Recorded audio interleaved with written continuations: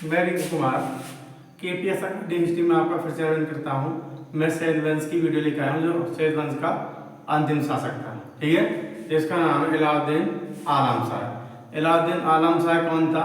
अलाउद्दीन आलम शाह मोहम्मद शाह का पुत्र था और मोहम्मद शाह का चाचा कौन था? मुबारक शाह। और मुबारक शाह का पिता कौन था? आपका खिज्र खान। ये ऐसा क्रम था। अब इसने अलाउद्दीन आलम शाह ने 1445 से 1451 तक शासन किया था, ठीक है। और ये सैयद वंश का अंतिम शासक अलाउद्दीन आलम शाह है और इसकी मृत्यु हुई थी अगस्त 1451 ईस्वी में। इसने कुछ 2-4 महत्वपूर्ण कांड किए थे। एक तो ये सैयद वंश का चौथा था अंतिम सुल्तान अलाउद्दीन आलम शाह, ठीक है, कार्यकाल में। एक तो बहर लोदी ने आपके मोहम्मद शाह में 1441 ईस्वी में दिल्ली पर आक्रमण किया था और दूसरा बार इसी के शासनकाल में, किसी शासनकाल में? आपका अलाउद्दीन आलम शाह के शासनकाल में ही दूसरा आक्रमण किया। कब किया? 1447 में। पहले प्रथम किया 1441 में, ठीक है। उस टाइम पे शासक अलग था, मोहम्मद शाह, तो तीसरा सुल्तान बना था, राजगद्दी पर बैठा था, दिल्ली सल्तनत में था। और चौथा था ये अलाउद्दीन आलम शाह जो सैयद वंश का अंतिम शासक है, ठीक है। तो उसके बाद में 1451 ईस्वी में सुल्तान अलाउद्दीन आलम शाह ने बहर लोदी को दिल्ली लिए बुलाया गया, क्योंकि क्या इसका था कि जब बहर लोदी ने प्रथम बार दिल्ली पर आक्रमण किया था तो 1441 में किया था। उस टाइम पे शासन कर रहा था सैयद वंश का तीसरा शासक था मोहम्मद शाह। अब मोहम्मद शाह के बाद में उसका लड़का बैठता है चौथा, जिसका नाम है ये अलाउद्दीन आलम शाह। यह शासनकाल 1445 से 1451 ईस्वी तक रहा। तो एक तो और फिर 1451 ईस्वी में जो यहाँ ये आपका अलाउद्दीन आलम शाह, ठीक है, अलाउद्दीन आलम शाह ने बहर लोदी को दिल्ली बुलाया, ठीक है। किसने? अलाउद्दीन आलम शाह ने बहर लोदी को दिल्ली बुलाया और स्वेच्छा से दिल्ली की सत्ता किसको दे दी? आपके बहर लोदी ने। और दिल्ली की सत्ता बहर लोदी देने के बाद में वहाँ से कौन? मोहम्मद शाह कहाँ आ गया था? बताइए, मोहम्मद शाह कहाँ पर आ गया था? बताइए। क्योंकि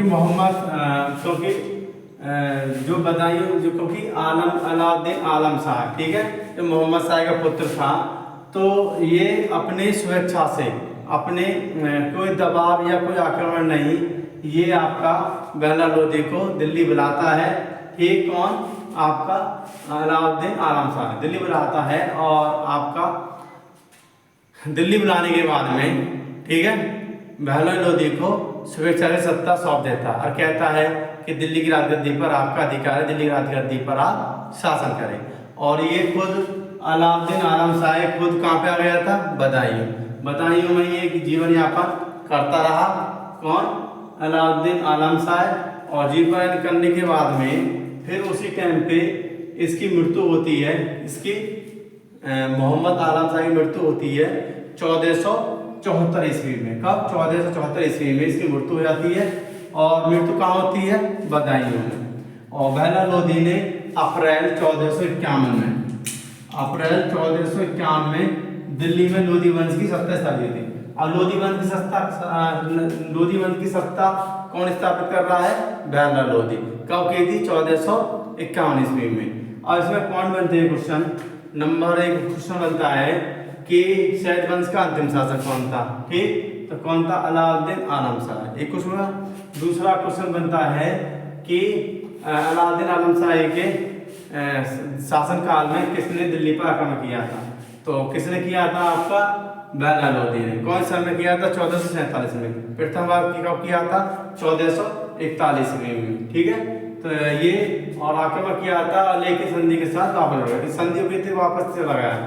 1451 ईस्वी में सुल्तान अलाउद्दीन आलम शाह ने बहर लोदी को दिल्ली बुलाया और स्वेच्छा से बहर लोदी को दिल्ली की सत्ता सौंपकर राजनीति से संन्यास ले लिया था। किसने?